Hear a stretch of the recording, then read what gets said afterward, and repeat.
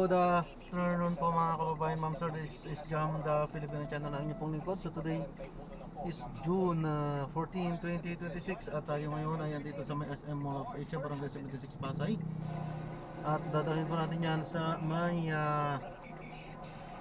SM Mega Mall Building E, dyan sa may Wakwak Green Hills, Mandaluyong po yan.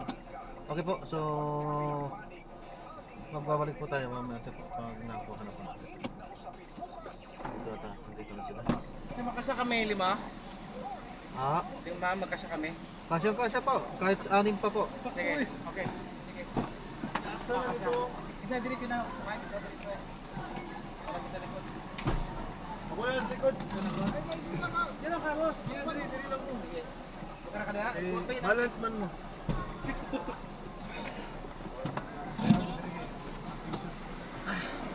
Right. Ayan, na-drop na natin sila. Maraming salamat po sa panonood. Hanggang sa muli po, ingat at God bless. Paalam po muna pansamantala. At tayo gagawa na ng ibang video sa ating susunod na misyon.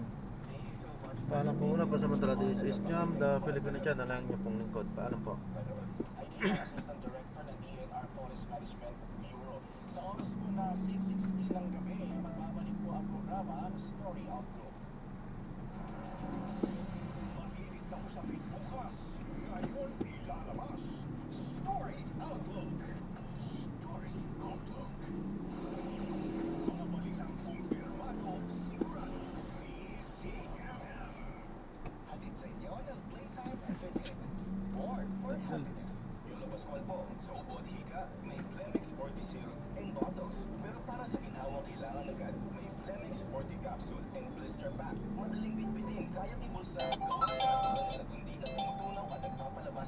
Oh, di. Saan yan?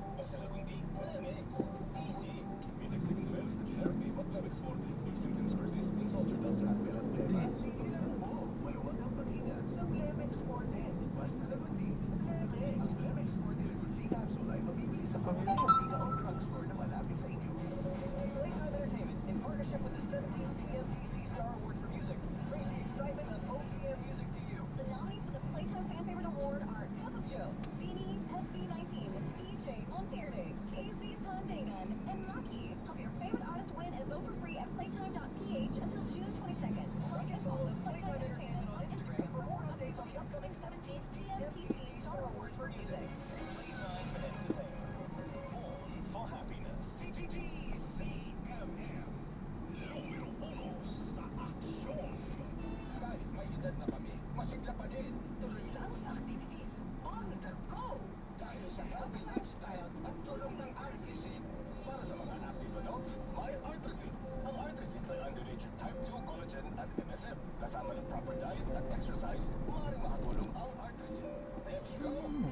Pwede mo rin yun.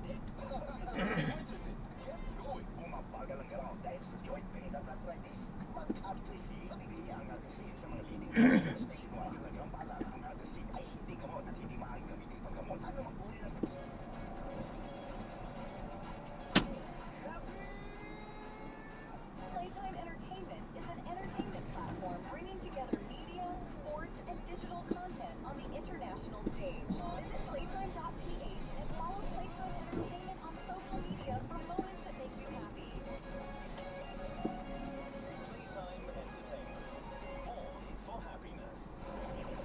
Ay.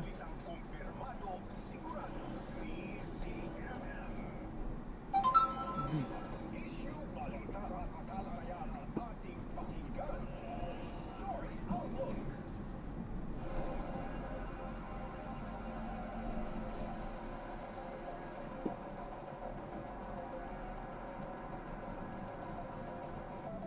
Oras po na 6:19 ng gabi, nagbabalik po ang programa Story Outlook at kasama pa rin nyo ang inyong lingkod, si Radyo Patrol Bert Dixon.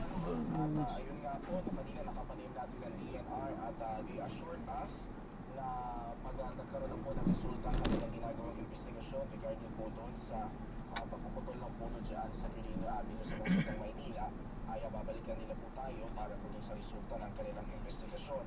At mamaya po, may makakapanayan po tayo mula sa isang grupo Taguyod sa legasiya ni dating Senador Benigno Aquino. Opo, si Ninoy po yung kanyang legasiya dahil nga po kung makikita niyo ano niyo po sa news kanina at nung mga nakaraan po ay nag-Facebook live po si Senator Alan Peter Cayetano at kanyang iniambing sa legasiya ni Ninoy yung kanilang umano'y ginagawang mga hakbang sa Senado para nga daw po ipagtanggol ang kanilang ipinaglalaban sa Senado. So makakausap na po natin sa linya ng komunikasyon si Sir Bob Bohol, ang Pangulo po ng August 21 Movement o ATO. Good evening, Sir Bob. Kalibigan, Edward po ito kasama the program. Yes, sir. Thank you so much, Sir Bert, sa pagtawag sa pag-imbita sa programa po ninyo. Siyempre, maraming salamat po. Sir Bob, unang-una po, tinawag niyo pong katawa-tawa at isang kaibangan ang paghahambing ni Senator Alan Peter Cayetano. Ano po ang reaksyon po ng ATO dito po sa ginawang paghahambing ni Senator Alan Peter Cayetano sa legasiya po ni Ninoy? Alam niyo kasi, napansin namin kay Senator Cayetano nitong mga nakarang araw, it's like he has become a loose cannon, ano? Masyado na po siyang kung ano-ano na po ang sinasabi niya at talaga nga pong hindi na parang hindi na naakma para sa isang magalang-galang na senador. Now, going back to the statement of Ninoy comparison, no?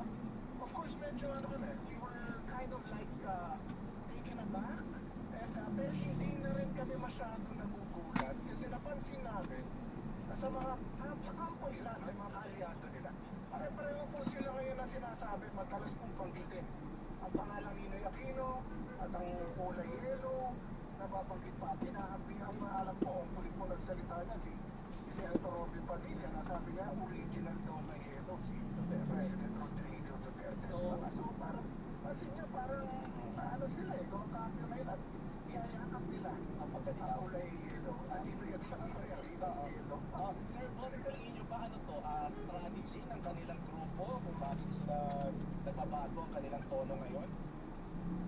Sa tingin ko strategy to at ang tingin na aming grupo dyan strategy kasi para bang sabi ko nga para romantiko isipin na lumalaban ka sa isang Marcos at syempre pagka kinalaban mo ang Marcos ano ba ang gagamitin mo symbolism dyan? Ang maiisip mo Ninoy Aquino at saka yung laban tayo, di ba? So siguro yun ang parang maiisip nila na parang medyo maging attractive yung laban nila sa mga tao. And they are getting sympathy ba? Sa tingin niyo nakahanap ba sila ng simpatya lalo na sa ibang mga hindi naman kaanib ng kanilang grupo? Medyo parang ang nangyayari parang tumatawid sila, kumukuha pa ng ibang audience o ibang sisimpatya dito sa ginagawa nilang laban dyan sa Senado. Alam niyo, hindi, obviously, alam niyo, ako naniniwala ko na yung statement na nilabas ng grupo namin ng August 21 Movement.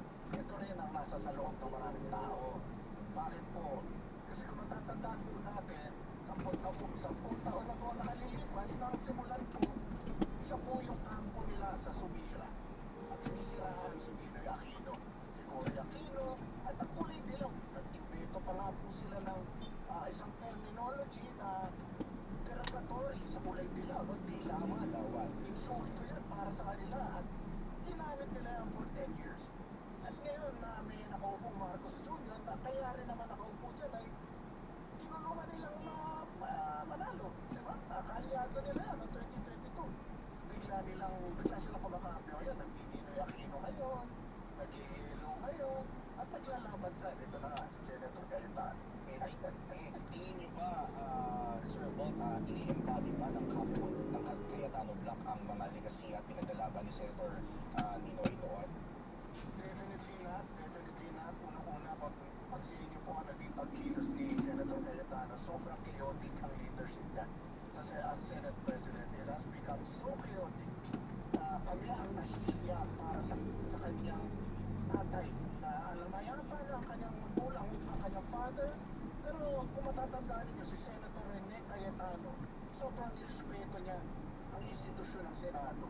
Hindi po natin nakikita ngayon kay Senator Cayetano. Wala po siyang pakialam kahit na he will burn the institution of Senate to the ground. I mean, that's a metaphor, of course. Tapos, kung ang view naman po sa Senator Cayetano, ang sabi niya po last night, ang sabi niya nga po wala daw po